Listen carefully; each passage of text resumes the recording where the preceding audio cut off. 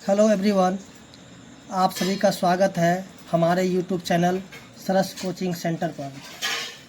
हम लोग यहाँ पे पढ़ेंगे Bihar board class 8 chapter 1 exercise 1.1। तो एक्सरसाइज 1.1 में दिया हुआ है परिमेय संख्या यानी कि रेशनल नंबर। तो सबसे पहले हम यहाँ पे जान लेते हैं कि रेशनल नंबर होता क्या है। उसके बाद हम लोग प्रश्न देखेंगे। देखिए, जिस संख्या को यानी किसी भी संख्या को जिसको हम p/q के रूप में लिखते हैं, ठीक है, तो वो मेरा क्या हो जाएगा, रेशनल नंबर हो जाएगा। यानी कि ऊपर में मेरा होता है अंश और नीचे में मेरा होता है हर। यानी कि ऊपर में कोई ना कोई अंक होना चाहिए और नीचे भी कोई ना कोई अंक होना चाहिए, तब उसको हम क्या बोलेंगे, परिमेय संख्या बोलेंगे। जैसे कि यहाँ पे दिया हुआ 5, उसके बाद 2 - 6 बटा में 7, उसके बाद 0, उसके बाद 5 बटा में 0, उसके बाद जो है रूट में 5। तो यहाँ पे हम देखेंगे कि देखिए, जहाँ पे ऊपर में कोई अंक होना चाहिए और नीचे में भी कोई अंक होना चाहिए, तब वो मेरा क्या हो जाएगा, परिमेय संख्या हो जाएगा। जैसे यहाँ पे 5 दिया तो ये भी मेरा क्या हो जाएगा, परिमेय संख्या हो जाएगा। देखिए, इसके नीचे में कुछ नहीं तो यहाँ पे 1 छुपा हुआ रहता है, यानी कि इसके नीचे में 1 रहता है। तो ये क्या हो जाएगा, 5 बटा में 1 यानी कि परिमेय संख्या हो गया। और यहाँ पे 2 है तो 2 के नीचे में कुछ नहीं तो यहाँ पे 1 होगा, तो 2 बटा 1 हो जाएगा। और यहाँ पे जो है -6 बटा में 7, यानी कि यहाँ पे ये भी क्या हो जाएगा, परिमेय संख्या होगा। तो परिमेय संख्या क्या होगा, माइनस में भी होगा और प्लस में भी होगा। फिर यहाँ पे देखेंगे 0 है तो 0 भी मेरा क्या हो जाएगा, एक परिमेय संख्या हो जाएगा। यानी इसके नीचे कुछ नहीं तो इसके नीचे में 1 छुपा हुआ। लेकिन यहाँ पे 5 बटा 0 है, वो मेरा परिमेय संख्या नहीं होगा, क्योंकि यहाँ पे जब कोई नंबर ऊपर में हो और नीचे में 0 हो तब इसको हम जो है डिफाइन नहीं कर सकते, यानी कि इसको हम दर्शा नहीं सकते। इसलिए मेरा क्या हो जाएगा, ये परिमेय संख्या नहीं होगा। उसी तरह यहाँ पे √5 है तो √5 को भी हम यहाँ पे परिमेय संख्या √5 भी मेरा परिमेय संख्या नहीं होगा, क्योंकि इसका कोई भी फैक्टर नहीं निकलेगा। इसलिए क्या हो जाएगा, ये अपरिमेय संख्या हो जाएगा। उसी तरह के यहाँ पे हम 4 देखते हैं तो 4 मेरा क्या हो जाएगा, परिमेय संख्या हो जाएगा, क्योंकि यहाँ पे 4 का जब हम फैक्टर करेंगे तो क्या हो जाएगा, 2 गुना में 2, यानी कि रूट में 2 गुना में 2 हो जाता है। यहाँ पे 2 1 बाहर आ जाएगा, तो 2 को हम क्या लिखते हैं, 2 बटा में 1 लिख सकते हैं। तो ये क्या हो जाएगा, मेरा परिमेय संख्या हो जाएगा। तो हमें याद रखना है कि जो मेरा परिमेय संख्या नहीं होगा, ये मेरा √5 है वो परिमेय संख्या नहीं होगा, और 5 बटा 0 है वो भी मेरा परिमेय संख्या नहीं होगा, क्योंकि इसको हम दर्शा नहीं सकते हैं। तो आइए अब इसका हम जो है प्रश्न संख्या 1 देखेंगे। तो यहाँ पे दिया हुआ है प्रश्न संख्या 1 कि निम्नलिखित में से प्रत्येक के योज प्रतिलोम लिखिए। यानी कि योज प्रतिलोम होता क्या है, जैसे कि यहाँ पे कोई संख्या दिया हुआ है तो संख्या में हम कितना जोड़ दें कि जो ये 0 के बराबर आ जाएगा। तो यहाँ पे 2/3 है तो 2/3 में यानी कि ये प्लस में है, तो यहाँ पे हम क्या माइनस में 2/3 अगर हम यहाँ पे लिख देंगे, यानी कि यहाँ पे रख देंगे, तो क्या हो जाएगा, ये 0 के बराबर आ जाएगा। उसी तरह यहाँ पे 25/9 है, यानी कि ये प्लस में है, तो यहाँ पे माइनस में 25/9 हम लिख देंगे तो ये क्या हो जाएगा, 0 के बराबर आ जाएगा। यहाँ पे दिया -16 तो -16 में हम +16 को हम जब जोड़ देंगे तो क्या हो जाएगा, ये भी 0 के बराबर आ जाएगा। तो आइए इस क्वेश्चन को हम सॉल्व करते हैं। तो जैसा कि यहाँ पे क्वेश्चन मेरा एक दिया हुआ है कि निम्नलिखित में से प्रत्येक के योज प्रतिलोम लिखिए।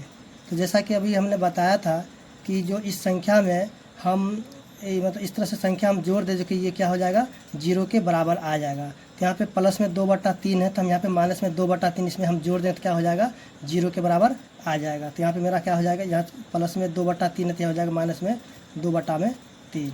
फिर यहाँ पे है 25/9 है तो यहाँ पे क्या करेंगे, इसमें भी हम क्या करेंगे, माइनस यहाँ पे लगा देंगे तो माइनस हो जाएगा 25/9 हो जाएगा। फिर यहाँ पे -16 है तो -16 में हम क्या करेंगे, +16 को यहाँ पे जोड़ देंगे तो क्या हो जाएगा, ये 0 के बराबर आ जाएगा। फिर यहाँ पे दिया हुआ है क्वेश्चन नंबर 4 में कि -15/8, यानी कि यहाँ पे माइनस लगा हुआ था, हम यहाँ पे क्या लिखेंगे, प्लस में 15/8। जब -15/8 में हम +15/8 को जोड़ें तो क्या होगा, ये 0 के बराबर आ जाएगा।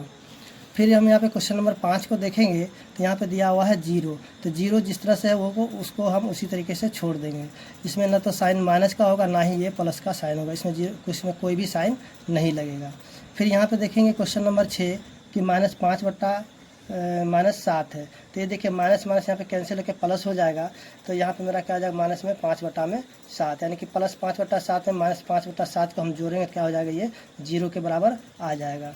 फिर यहाँ पे 13/-5 है, तो इसमें जो हम क्या करेंगे प्लस में 13/5 जब जोड़ देंगे तो क्या हो जाएगा ये 0 के बराबर आ जाएगा। फिर यहाँ पे क्वेश्चन नंबर 8 दिया हुआ है -2/15, तो यहाँ पे हम क्या करेंगे प्लस में 2/15 यहाँ पे लिख देंगे तो क्या हो जाएगा ये 0 के बराबर आ जाएगा। तो यहाँ पे मेरा हो जाएगा 2/15। तो उम्मीद करते हैं कि क्वेश्चन नंबर 1 आपको समझ में आ गया होगा। अब हम इसका क्वेश्चन नंबर 2 यहाँ पे देखेंगे।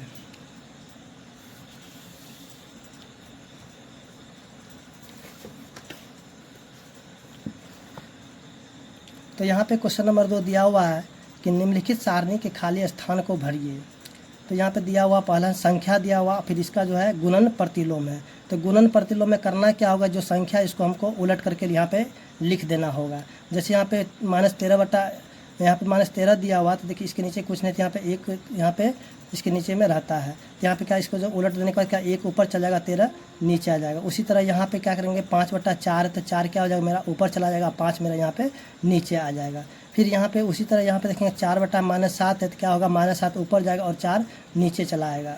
फिर यहाँ पे है -5/-8 है, तो यहाँ पे -5 कैंसिल होकर प्लस हो जाएगा, तो 8 ऊपर चला जाएगा और 5 यहाँ पे नीचे आ जाएगा। फिर यहाँ पे देखें इसके नीचे कुछ नहीं, तो यहाँ पे 1 रहता है, तो 1 क्या होगा ऊपर जाएगा, यहाँ पे -1 नीचे चला है। तो यहाँ पे इसका क्या आ जाएगा, इसका आंसर जो है -1 आ जाएगा। तो उम्मीद करते हैं कि क्वेश्चन नंबर 2 आपको समझ में आ गया होगा। अब हम यहाँ पे क्वेश्चन नंबर 3 को देखेंगे। तो क्वेश्चन नंबर 3 यहाँ पे दिया हुआ है कि उचित गुणधर्मों के उपयोग से निम्नलिखित का मान ज्ञात कीजिए।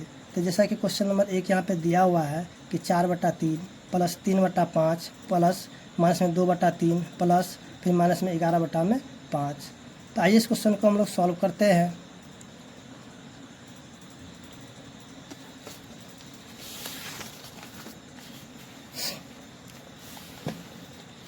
तो जैसा कि इसका क्वेश्चन नंबर 1 दिया हुआ है 3 का,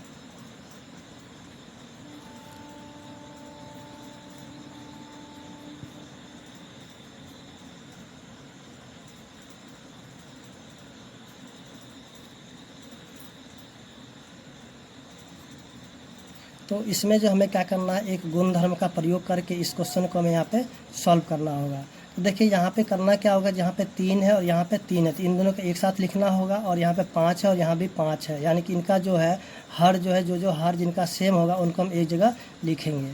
तो यहाँ पे हम क्या करते हैं, लिख देते हैं 4/3 और माइनस में 2/3, क्योंकि यहाँ पे प्लस माइनस माइनस हो जाएगा। फिर यहाँ पे लिखेंगे प्लस में 3/5, यहाँ पे प्लस माइनस माइनस 11/5 हो जाएगा। जैसा कि हम जानते हैं कि इन दोनों के जब हर सेम हो जाए तो ऊपर वाला का हम यहाँ पे डायरेक्ट घटा लेंगे कि 4 में से 2 घट जाए तो यहाँ पे बच जाएगा 2 और बट्टा में यहाँ पे हो जाएगा 3। फिर यहाँ पे जब इन दोनों का हर सेम है तो क्या कि इन दोनों में से डायरेक्ट हम घटा लेंगे, तो यहाँ जाएगा माइनस में 8/5 हो जाएगा। अब हम यहाँ क्या करेंगे, इन दोनों का एलसीएम ले लेंगे, तो दोनों का एलसीएम मेरा आ जाएगा 15। तो हम यहाँ पे देखेंगे कि 3 के पर हमें 15 क्या हो जाएगा कि 5 बार में आएगा, तो हम 5 को क्या करें 2 से यहाँ पे गुना कर देंगे, तो यहाँ पे हो जाएगा 10। फिर माइनस में 5 के पर हम 15 आएगा 3 बार में, 3 को हम 8 से गुना कर दें तो हो जाएगा मेरा 24। अब यहाँ क्या करेंगे, यहाँ पे देखेंगे कि 10 रुपये या प्लस में, यहाँ पे माइनस में 24 रुपया है, तो इसको हम क्या करेंगे इसमें से घटा देंगे, तो यहाँ पे हो जाएगा मेरा माइनस में 14 और यहाँ पे नीचे 15, तो यहाँ पे 15 उसी तरीके से हो जाएगा। इस तरह से इसका आंसर जो हो जाएगा मेरा माइनस में 14/15। तो इसका क्वेश्चन नंबर 1 यहाँ पे सॉल्व हो चुका है। अब यहाँ पे क्वेश्चन नंबर 2 को यहाँ पे देखेंगे।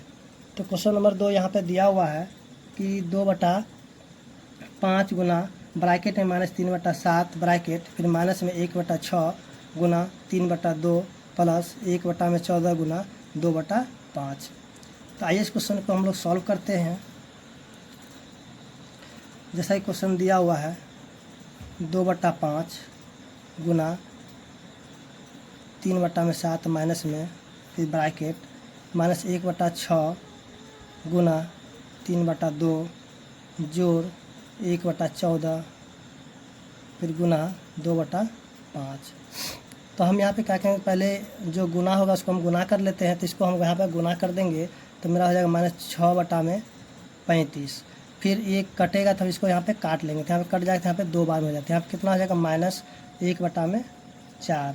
फिर यहाँ जो काट देंगे तो यहाँ कितना हो जाएगा 7 हो जाएगा, तो यहाँ पे प्लस में 1/35 हो जाएगा। अब हम यहाँ पे देखेंगे कि 35 और 35 मिल गया, तो हम यहाँ पे दोनों को एक जगह लिख देंगे। तो -6/35 प्लस 1/35 माइनस 1/4। तो यहाँ पे देखें दोनों का हर सेम है, तो ऊपर वाला का हम यहाँ पे घटा देंगे। तो यहाँ जाएगा मेरा -5/35 माइनस 1/4। इसको हम काट दें तो 1/7 हो जाता है, यानी कि यहाँ पे हो जाएगा -1/7 माइनस 1/4। अब हम यहाँ पे क्या करेंगे, दोनों का हम एलसीएम निकाल देंगे। तो दोनों का एलसीएम मेरा हो जाएगा 28। तो 7 के बराबर 28 आएगा 4 बार में, तो 4 को हम यहाँ पे 1 से क्या करेंगे, गुना कर देंगे। तो गुना हो जाएगा मेरा -4, फिर माइनस, फिर 4 के बराबर 28 आएगा 7 बार में, तो यहाँ पे लिखेंगे 7। तो यहाँ पे इन दोनों को हम जोड़ देंगे, क्योंकि -4 रुपये कर्ज है और यहाँ पे -7 रुपये कर्ज है, यानी कि कर्ज मेरा यहाँ पे बढ़ जाएगा। तो यहाँ पे क्या हो जाएगा, माइनस में 11 रुपये, यहाँ मेरा कर्ज हो जाएगा 11 रुपया, यहाँ पे हो जाएगा 28, जो जैसा हो उसी तरह रह जाएगा। तो इस तरह से क्वेश्चन नंबर 2 इसका सॉल्व हो चुका है। अब यहाँ पे क्वेश्चन नंबर 4 को देखेंगे। जैसा कि क्वेश्चन नंबर 4 दिया हुआ है कि 5/18 को -7/72 के व्युत्क्रम से गुना कीजिए, यानी कि -7/72 इसके जो उल्टा करके इसको क्या करना होगा, इस संख्या को इसे गुना करना पड़ेगा। तो आइए हम इस क्वेश्चन को सॉल्व करते हैं। तो यहाँ पे 4 नंबर क्वेश्चन को सॉल्व करेंगे। तो यहाँ पे 5/18 और यहाँ पे को गुना करना है इसके व्युत्क्रम से। तो व्युत्क्रम के इसको उल्टा कर देंगे तो हो जाएगा 72/-7। तो यहाँ पे हम इसको काट देंगे तो हो जाएगा मेरा 4 बार में कट जाएगा। फिर इसको अब गुना कर देंगे तो हो जाएगा 5 के 20, यहाँ पे हो जाएगा यहाँ पे -7। तो इसका जो आंसर हो जाएगा 20/-7, इसका जो क्या हो जाएगा, सही उत्तर आ जाएगा। उसी तरह यहाँ पे जो है क्वेश्चन नंबर 5 देखेंगे। तो क्वेश्चन नंबर 5 में हमें बताना है कि ये कौन सा गुणधर्म को जो है प्रदर्शित करता है। जैसा कि दिया -1/3 गुना ब्रैकेट में 1/2 और जोड़ 1/2, फिर बराबर में दिया -1/3 गुना 1/2 और जोड़ -1/3 गुना 1/4। तो ये जो है मेरा हो जाएगा जो वितरण नियम है, जिसको हम लोग बंटन नियम भी कहते हैं। तो यहाँ पे जो है वो नियम यहाँ पे अप्लाई हो रहा है, यानी कि बंटन नियम जो होता है तो मेरा होता है जैसे कि A गुना ब्रैकेट में B प्लस में C। तो यहाँ पे हो जाएगा A गुना में B और प्लस में या प्लस माइनस जो भी हो, यहाँ पे हम लिखेंगे प्लस या माइनस, यहाँ पे हो जाएगा A गुना में C। तो यहाँ पे हम देखेंगे जो ये वाला जो है मेरा यहाँ पे फॉर्मूला पे ये अप्लाई हो रहा है। तो यहाँ पे कह सकते हैं कि ये क्या हो जाएगा, ये वितरण नियम जो है इसमें जो यहाँ पे लगेगा। ये क्या कौन सा नियम से हो जाएगा, वितरण नियम से। यहाँ पे वितरण नियम का गुणधर्म यहाँ पे ये है इसका। उसी तरह अब यहाँ पे क्वेश्चन नंबर 6 यहाँ पे देखेंगे। तो क्वेश्चन नंबर 6 दिया हुआ है कि -1/8 का गुणात्मक प्रतिलोम 8/9 है, तो कारण सहित इसका उत्तर दीजिए। तो आइए इस क्वेश्चन को हम लोग सॉल्व करके देखते हैं कि इसका जो है ये है या नहीं है। तो आइए हम क्वेश्चन नंबर 6 को यहाँ पे सॉल्व करते हैं। जैसा क्वेश्चन दिया हुआ कि -1/8, तो इसका गुणात्मक प्रतिलोम, यानी कि जब इसको हम सॉल्व करने के बाद जब इसको हम उल्टा कर दे तो मेरा 8/9 होगा या नहीं होगा, वो हम यहाँ पे देखेंगे। तो इसको हम पहले सॉल्व कर लेते हैं, फिर हम यहाँ पे देखेंगे कि इसका आंसर ये सही है या गलत है। तो इसको हम जब गुना कर दें तो हो जाएगा, देखिए इसको गुना करें तो 8 में जब 1 को जोड़ें तो हो जाएगा मेरा कितना 9, तो हो जाएगा -9/8। अब जब इसका गुणात्मक प्रतिलोम में क्या होता है कि जो 8 ऊपर जाएगा और 9 क्या हो जाएगा, नीचे आ जाएगा। तो यहाँ पे हो जाएगा 8 में यहाँ पे 9। तो यानी कि यहाँ पे देखेंगे ये आ गया इसका आंसर -8/9 और यहाँ पे दिया हुआ 8/9, जो कि ये क्या हो जाएगा, इसका आंसर सही नहीं है, यानी कि ये क्या हो जाएगा, मेरा असत्य हो जाएगा। ये इसका आंसर सही नहीं हो, यानी कि असत्य हो जाएगा, इसका आंसर नहीं हो जाएगा। उसी तरह यहाँ पे क्वेश्चन नंबर 7 दिया हुआ, क्या 3.1/3 का गुणात्मक प्रतिलोम 0.3 है, क्यों अथवा क्यों नहीं। जिस तरह से अब क्वेश्चन नंबर हम 6 बनाए हैं, सेम इसी तरह हम इसको भी यहाँ पे सॉल्व करेंगे, फिर यहाँ पे देखेंगे ये है या नहीं है। तो आइए इस क्वेश्चन को हम लोग सॉल्व कर लेते हैं। जैसा दिया हुआ कि 3.1/3 और उसके यहाँ पे दिया 0.3, यानी कि इसके बराबर ये है कि नहीं है। तो आइए इसको हम सॉल्व करते हैं। तो यहाँ पे जब इसको गुना करते हैं 3 को 3 से गुना 9, और 9 में जब 1 जोड़े तो हो जाएगा 10, यहाँ पे हो जाएगा 3। तो गुणात्मक प्रतिलोम में क्या होता है कि जो नीचे की संख्या ऊपर जाता है और ऊपर की संख्या नीचे आ जाता है। तो यहाँ पे हो जाएगा मेरा 3/10। तो 3/10 को जब हम दशमलव के रूप में लाते हैं तो यहाँ पे 0.3 होगा। तो यहाँ हम देखेंगे ये 0.3 आ गया, और यहाँ पे पहले से 0.3 इसका क्वेश्चन में दिया हुआ था। तो यहाँ पे देखेंगे कि ये क्या हो जाएगा, मेरा सत्य हो जाएगा। तो यहाँ पे क्या हो जाएगा, हाँ हो जाएगा। तो उम्मीद करते हैं कि क्वेश्चन नंबर 6 और 7 समझ में आ गया होगा। अब हम देखते हैं नेक्स्ट क्वेश्चन इसका कौन सा दिया हुआ है।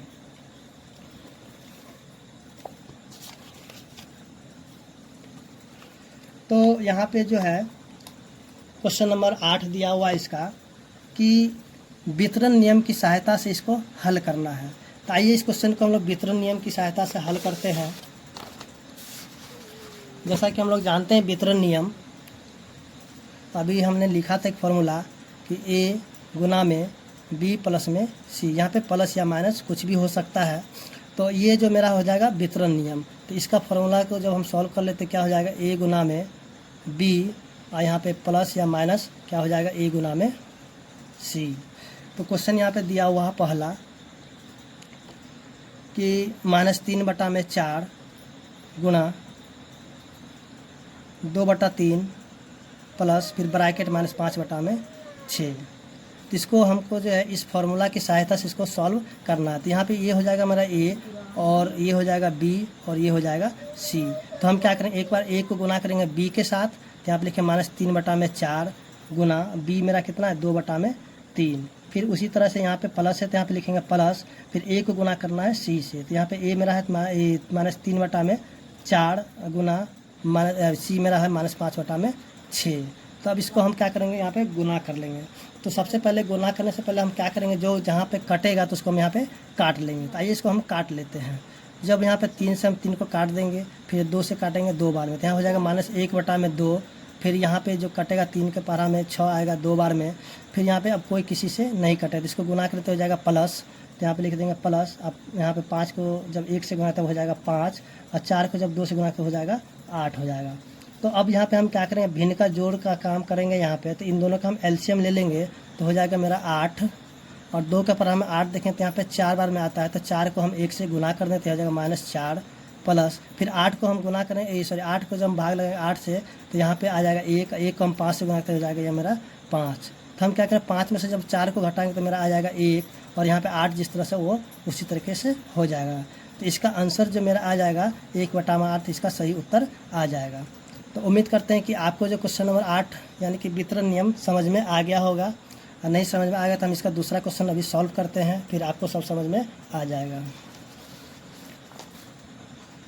जैसा कि हम यहाँ पे क्वेश्चन नंबर 2 को देखेंगे कि दिया हुआ है 5/6 गुना -2/5 ब्रैकेट में प्लस 3/10, फिर ब्रैकेट बंद है।